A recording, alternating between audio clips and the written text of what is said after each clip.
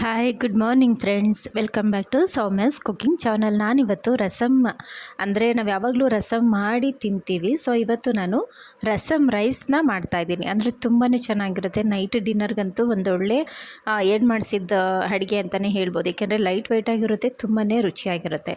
ಇಲ್ಲಿ ನಾನು ಒಂದು ಲೋಟದಷ್ಟು ತೋರಿಸಿದ್ನಲ್ಲ ರೈಸ್ ತೊಗೊಂಡಿದ್ದೀನಿ. ಅಂದರೆ ಕುಕ್ಕಿಂಗ್ ರೈಸ್ ನೀವು ಯಾವ್ದು ಮಾಡ್ತೀರೋ ಅದನ್ನು ತೊಗೊಳ್ಳಿ. ಹಾಗೆ ಅದರಲ್ಲಿ ಅರ್ಧ ಮಸೂರ್ ದಾಲ್ ಅಂದರೆ ಮೈಸೂರು ಬೇಳೆ ಅಂತ ಹೇಳ್ತೀವಲ್ಲ ಅದನ್ನು ತೊಗೊಂಡಿದ್ದೀನಿ. ನೀವು ಅದು ಇಲ್ಲ ಅಂತ ಅಂದರೆ ತೊಗರಿ ಬೇಳೆನೇ ನೀವು ಯೂಸ್ ಮಾಡ್ಕೋಬೋದು, ಅದು ಕೂಡ ತುಂಬಾ ಚೆನ್ನಾಗಿರುತ್ತೆ. ಸೊ ಈಗ ನಾನು ಅದೆರಡನ್ನೂ ನೀಟಾಗಿ ವಾಶ್ ಮಾಡಿ ಇಟ್ಕೊಂಡಿದ್ದೀನಿ. ಈಗ ನಾನು ಕುಕ್ಕರಲ್ಲಿ ಮಾಡ್ತಾಯಿದ್ದೀನಿ. ತುಂಬಾ ಈಸಿ, ಬೇಗ ಆಗುತ್ತೆ, ರುಚಿನೂ ಕೂಡ ತುಂಬ ಚೆನ್ನಾಗಿರುತ್ತೆ. ಇಲ್ಲಿ ನಾನು ಒಂದು ಕುಕ್ಕರ್ ಇಟ್ಕೊಂಡಿದ್ದೀನಿ. ಒಂದು 2 ಸ್ಪೂನಷ್ಟು ಕುಕ್ಕಿಂಗ್ ಆಯಿಲ್ ಹಾಕ್ಕೊಂಡಿದ್ದೀನಿ, ಸ್ವಲ್ಪ ಸಾಸಿವೆ, ಅದೆಲ್ಲ ಚೆನ್ನಾಗಿ ಚಿಟಪಟ ಆದ ನಂತರ ಸ್ವಲ್ಪ ಜೀರಿಗೆ ಕೂಡ ಸೇರಿಸ್ಕೊಂಡಿದ್ದೀನಿ. ಈಗ ಅದೆರಡೂ ಕೂಡ ನೀಟಾಗಿ ಫ್ರೈ ಆದಮೇಲೆ ಒಂದು ಅರ್ಧ ಸ್ಪೂನಷ್ಟು ಮೆಣಸು, ನೀವು ಎಷ್ಟು ಬೇಕು ಅಷ್ಟು ನೋಡಿ ನೀವು ಹಾಕ್ಕೊಳ್ಳಿ. ನಾನಿಲ್ಲಿ ರಸಮ್ ಆಗಿರೋದ್ರಿಂದ ಸ್ವಲ್ಪ ಮೆಣಸು ಹಾಕ್ಕೊಂಡ್ರೆ ನನಗೆ ತುಂಬ ಇಷ್ಟ, ಹಾಗಾಗಿ ಸ್ವಲ್ಪ ಮೆಣಸನ್ನ ಜಾಸ್ತಿ ಹಾಕ್ಕೋತಾ ಇದ್ದೀನಿ. ಹಾಗೆ ಒಂದು 2 ಮೆಣಸಿನ್ಕಾಯಿನ ನಾವು ಮುರಿದು ಹಾಕಬೇಕು, ಅದನ್ನು ಕೂಡ ನೀಟಾಗಿ ಫ್ರೈ ಮಾಡ್ಕೊಳ್ಳಿ. ಇದು ಚೆನ್ನಾಗಿ ಒಗ್ಗರಣೆ ಎಲ್ಲ ಫ್ರೈ ಮಾಡ್ಕೊಂಡು ಆದಮೇಲೆ, ಅಂದರೆ ಎಲ್ಲನೂ ಕೂಡ ನೀವು ಲೋ ಫ್ಲೇಮಲ್ಲೇ ಹಾಕಿ ಫ್ರೈ ಮಾಡ್ಕೋಬೇಕು. ಮತ್ತು ಇದಕ್ಕೆ ಸ್ವಲ್ಪ ಬೆಳ್ಳುಳ್ಳಿನ ಜಜ್ಜಿ ಹಾಕೋತಾ ಇದ್ದೀನಿ. ಕಟ್ ಮಾಡಿ ಹಾಕಿದ್ರೆ ಟೇಸ್ಟ್ ಇರೋದಿಲ್ಲ. ಸೊ ಹಾಗಾಗಿ ನಾವು ಜಜ್ಜಿ ಅದನ್ನು ಹಾಕ್ಕೊಂಡಾಗ ಒಗ್ಗರಣೆಯಲ್ಲಿ ತುಂಬ ಚೆನ್ನಾಗಿ ಟೇಸ್ಟ್ ಕೊಡುತ್ತೆ. ಸೊ ಹಾಗಾಗಿ ನಾನು ಒಂದು 5ರಿಂದ 6 ಎಸ್ಲು ಬೆಳ್ಳುಳ್ಳಿನ ಜಜ್ಜಿ ಹಾಕೋತಾ ಇದ್ದೀನಿ.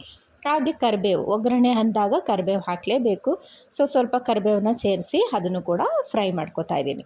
ಈಗ ನಾನಿಲ್ಲಿ ಒಂದು ಅರ್ಧ ಸ್ಪೂನಷ್ಟು ಶುಂಠಿನ ಚೆಚ್ಚಿ ಹಾಕೋತಾ ಇದ್ದೀನಿ. ಶುಂಠಿನ ನೀವು ಯಾವುದೇ ಅಡುಗೆಗೆ ಬಳಸಿದ್ರೂ ಕೂಡ ಒಳ್ಳೆಯದು, ಯಾಕೆಂದರೆ ನಾವು ಅದು ಜೀರ್ಣಶಕ್ತಿ ಚೆನ್ನಾಗಿ ಆಗುತ್ತೆ.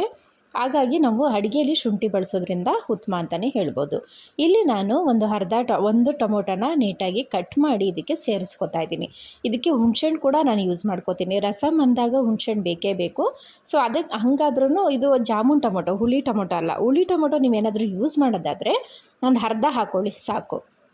ಹಾಗೆ ನಾನಿಲ್ಲಿ ರಸಮ್ ಪೌಡ್ರು ಮತ್ತು ಅರಶಿನ ಅದನ್ನು ಕೂಡ ಸೇರಿಸ್ಕೊತೀನಿ. ಇಲ್ಲಿ ಸ್ವಲ್ಪ ಅರಶಿನ ಹಾಕ್ಕೊಂಡು ನೀಟಾಗಿ ಫ್ರೈ ಮಾಡ್ಕೊತಾ ಇದ್ದೀನಿ. ಹಾಗೆ ನೀವು 1 ಸ್ಪೂನು ಅಥವಾ 1.5 ಸ್ಪೂನಷ್ಟು ನೀವು ರಸಮ್ ಪೌಡರ್ನ ಯೂಸ್ ಮಾಡ್ಕೋಬೋದು. ಅಂದರೆ ನಿಮಗೆ MTR ಸಿಕ್ಕಿದ್ರೆ ಅದನ್ನಾದರೂ ಯೂಸ್ ಮಾಡ್ಕೊಳ್ಳಿ, ಅಥವಾ ಮನೆಯಲ್ಲೇ ಮಾಡಿ ಪೌಡ್ರ್ ಇಟ್ಕೊಂಡಿದ್ರೆ ಅದನ್ನು ಕೂಡ ಯೂಸ್ ಮಾಡ್ಕೋಬೋದು. ನಾನಿಲ್ಲಿ ಮನೆಯಲ್ಲೇ ಮಾಡಿಟ್ಕೊಂಡಂತಹ ರಸಮ್ ಪೌಡರ್ ಇತ್ತು.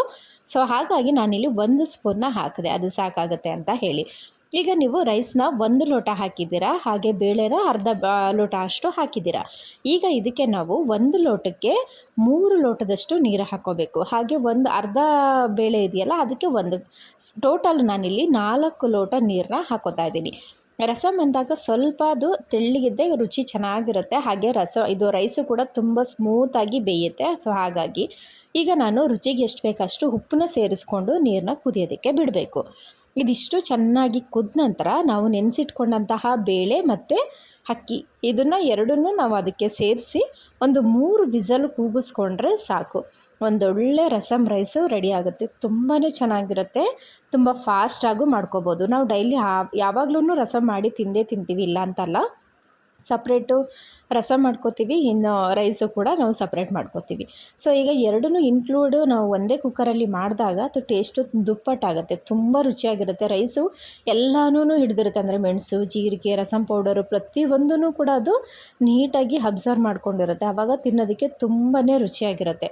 ನಾನಿಲ್ಲಿ ನೀರು ಕುದೀತಾ ಇತ್ತು. ಸೊ ತೊಳೆದಿಟ್ಕೊಂಡಂತಹ ಅಕ್ಕಿ ಮತ್ತು ಬೇಳೆನ ಸೇರಿಸಿ ಅದನ್ನು ಚೆನ್ನಾಗಿ 1 ಕುದಿ ಅಥವಾ 2 ಕುದಿ ಬರೋವರೆಗೆ ನಾವು ಬಿಡಬೇಕು.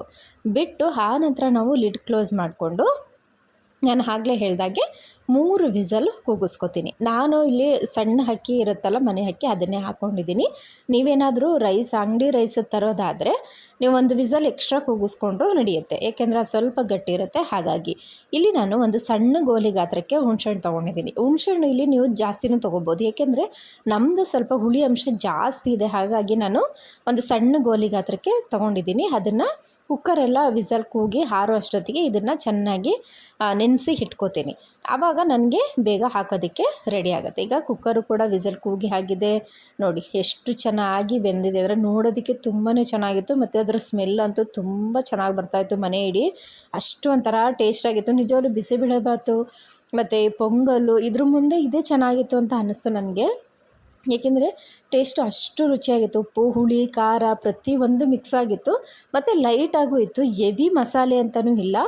ಅದು ಒಂಥರ ಆರೋಗ್ಯಕ್ಕೂ ಒಳ್ಳೆಯದೇ ಅಲ್ವಾ. ಈಗ ನೈಟ್ ಟೈಮು ನಾವೇನೋ ಮಾಡಿ ಮಸಾಲೆ ಅದು ಇದು ತಿನ್ನೋದಕ್ಕಿಂತ ಇದು ಬೆಸ್ಟ್ ಅಂತ ಅನ್ನಿಸ್ತು ನನಗೆ. ಇಲ್ಲಿ ನಾನು ಹುಣ್ಸೆಹಣ್ಣು ರಸನ ತೊಗೊಂಡು ಅದಕ್ಕೆ ಚೆನ್ನಾಗಿ ಕಿವುಚ್ಕೊಂಡು ನೀಟಾಗಿ ಹಿಂಡ್ಕೊಂಡೆ. ಮತ್ತು ಇಲ್ಲಿ ಸ್ವಲ್ಪ ಕೊತ್ತಂಬರಿ ಸೊಪ್ಪನ್ನ ಲಾಸ್ಟಲ್ಲಿ ಸೇರಿಸ್ತಾ ಇದ್ದೀನಿ. ಈಗ ಇದನ್ನು ನಾನು ಒಂದು 2-3 ನಿಮಿಷ ನಾವು ಚೆನ್ನಾಗಿ ಕುದಿಸ್ಕೋಬೇಕು. ಯಾಕೆಂದರೆ ನಾವು ಹುಣ್ಸೆಹಣ್ಣು ರಸ ಹಾಕಿರ್ತೀವಲ್ಲ, ಸೊ ಹಾಗಾಗಿ ನಾವು ಒಂದು 2-3 ನಿಮಿಷ ಕುದಿಸ್ಕೊಂಡ್ರೆ ಅದು ಕೂಡ ಚೆನ್ನಾಗಿ ಅಬ್ಸರ್ವ್ ಆಗುತ್ತೆ. ಒಂಥರ ಹುಳಿ ಹುಳಿಯಾಗಿ ಖಾರವಾಗಿ ಒಂಥರ ತುಂಬಾ ಚೆನ್ನಾಗಿತ್ತು. ನನಗಂತೂ ತುಂಬ ಇಷ್ಟ ಆಯಿತು. ಮನೆಯಲ್ಲೂ ಕೂಡ ಎಲ್ಲರೂ ಮಕ್ಕಳಿಂದ ದೊಡ್ಡವ್ರವರೆಗೂ ಇಷ್ಟಪಟ್ಟು ತಿಂದರು. ನಂಗೆ ನಿಜವಾಗ್ಲೂ ಅನ್ನಿಸ್ತು ಈ ಪೊಂಗಲ್ ಮಾಡೋದಕ್ಕಿಂತ ಇದು ಬೆಸ್ಟ್ ಅಲ್ವಾ ಅಂತ. ಏಕೆಂದರೆ ಪೊಂಗಲು ನಾವು ಆಲ್ಮೋಸ್ಟ್ ಮಾಡ್ತಾನೆ ಇರ್ತೀವಿ, ಅದಕ್ಕೆ ಚಟ್ನಿ ಮಿಕ್ಸ್ ಮಾಡಿ ತಿನ್ನಬೇಕು, ಇಲ್ಲ ರೈತ ಯೂಸ್ ಮಾಡ್ಕೋತೀವಿ, ಆ ಥರ ಆಗುತ್ತೆ. ಬಟ್ ಇದಕ್ಕೆ ಏನೂ ಬೇಕಾಗಿಲ್ಲ. ನಾವು ಆರಾಮ್ಸೆ ಇದನ್ನು ಮಾಡಿಕೊಂಡು ನೈಟಲ್ಲಿ ಊಟ ಮಾಡಿದ್ರೆ ಸಾಕು, ತುಂಬಾ ಚೆನ್ನಾಗಿ ಜೀರ್ಣ ಆಗುತ್ತೆ. ಮತ್ತು ಈ ಹೊರ್ಗಡೆ ಎಲ್ಲ ತಿಂದು ಬಂದಾಗ ಈ ಥರ ಮಾಡಿ ತಿಂದರೆ ತುಂಬಾ ರುಚಿಯಾಗಿರುತ್ತೆ. ನೋಡ್ತಾ ಇದ್ದೀರಲ್ಲ, ಇದರ ಜೊತೆಗೆ ಒಂದು ಒಳ್ಳೆ ಆಲೂಗೆಡ್ಡೆ ಫ್ರೈ ಮಾಡಿಕೊಂಡೆ ಸೈಡ್ ಡಿಶ್ ಆಗಿ ತುಂಬಾ ರುಚಿಯಾಗಿತ್ತು. ಇವತ್ತಿನ ವ್ಲಾಗು ಕಂಪ್ಲೀಟ್ ಆಗಿದೆ ಫ್ರೆಂಡ್ಸ್. ಮತ್ತೆ ನೆಕ್ಸ್ಟ್ ವಿಡಿಯೋದಲ್ಲಿ ಸಿಗ್ತೀನಿ. Take care all.